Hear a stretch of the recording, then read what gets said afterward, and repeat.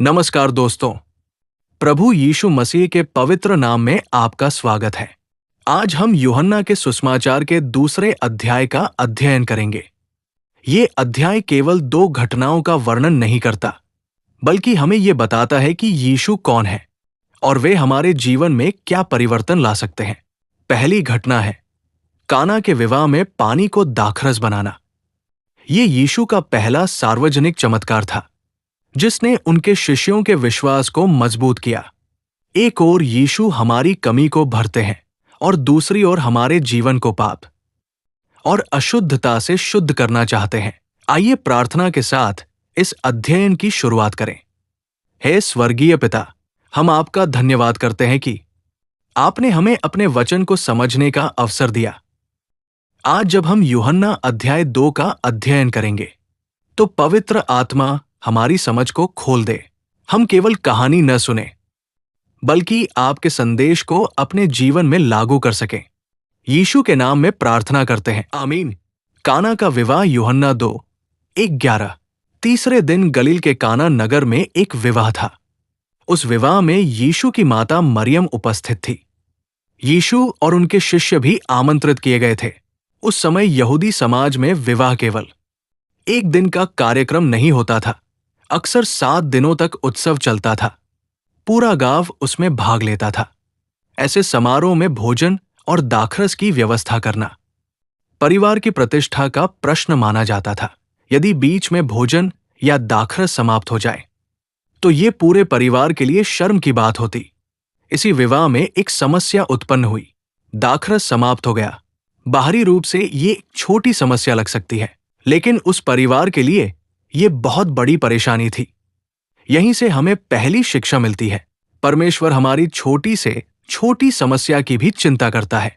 बहुत लोग सोचते हैं कि केवल बड़ी समस्याओं के लिए ही परमेश्वर के पास जाना चाहिए, लेकिन ये घटना बताती है कि यीशु जीवन की छोटी बातों में भी हमारे साथ है।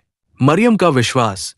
जब दाखरस समाप्त हो गया, तब मरियम ने यीशु से कहा, उनके पास दाखरस नहीं रहा, ध्यान दीजिए।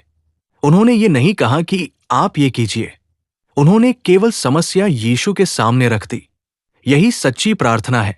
प्रार्थना का अर्थ परमेश्वर को आदेश देना नहीं है, बल्कि अपनी आवश्यकता उसके सामने रखना है और विश्वास करना कि वो सबसे अच्छा मार्ग निकालेगा।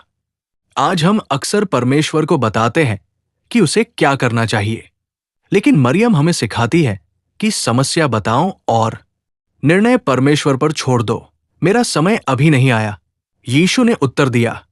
हे नारी, मुझे तुझसे क्या? मेरा समय अभी नहीं आया। कुछ लोगों को ये वचन कठोर लगता है, लेकिन उस समय नारी कहना अपमानजनक नहीं था। ये सम्मान का शब्द था। यीशु ये बता रहे थे कि अब उनका कार्य स्वर्गीय पिता की इच्छा के अनुसार होगा। उनकी सेवकाई किसी मनुष्य के आदेश पर नहीं, बल्कि परमेश्वर की योजना के अनुसार चलेगी। ये हमें सिखाता है कि परमेश्वर का समय सबसे उत्तम होता है। हम जल्दी चाहते हैं, लेकिन परमेश्वर सही समय पर कार्य करता है। मरियम की अद्भुत शिक्षा। मरियम ने सेवकों से केवल एक बात कही, वो तुमसे जो कुछ कहे वही करना। पूरी बाइबल में मरियम का ये सबसे महत्वपूर्ण संदेश माना जा सकता है। उन्होंने लोगों का ध्यान स्वयं पर नहीं, बल्कि यीशु पर लगाया। आज भी सच्चा सेवक वही है जो लोगों को अपने पास नहीं, बल्कि मसीह के पास ले जाए। हमारे जीवन की सबसे बड़ी सफलता भी इसी में है। यीशु जो कहें वही करना। 6 पत्थर के मटके। वहां 6 बड़े पत्थर के मटके रखे थे। ये यहूदियों की शुद्धिकरण की रीति के लिए उपयोग किए जाते थे। हर मटका लगभग 80 से 120 लीटर तक पानी रख सकता था। यीशु ने सेवकों से कहा, इन मटकों को पानी से भर दो। उन्होंने मटकों को ऊपर तक भर दिया। यहां ध्यान देने योग्य बात है, यीशु ने चमत्कार करने से पहले सेवकों से कार्य करवाया। वे चाहते तो बिना पानी भरवाए भी दाखरस बना सकते थे, लेकिन उन्होंने मनुष्य की आज्ञाकारिता को चमत्कार का हिस्सा बनाया। आज भी परमेश्वर हमसे वही चाहता है, पहले आज्ञाकारिता, फिर आशीष।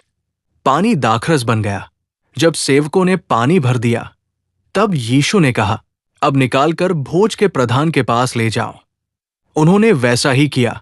जैसे ही प्रधान ने उसे चखा, वो आश्चर्यचकित रह गया। ये साधारण दाखरस नहीं था, वो पहले से भी उत्तम था। प्रधान ने दूल्हे से कहा, हर व्यक्ति पहले अच्छा दाखरस परोसता है और बाद में साधारण, परंतु तूने अच्छा दाखरस अब तक रखा है। यहाँ एक गहरा आध्यात्मिक संदेश छिपा है। यीशु जब हमारे जीवन में कार्य करते हैं तो वे केवल कमी पूरी नहीं करते, बल्कि उससे कहीं अधिक अच्छा देते हैं।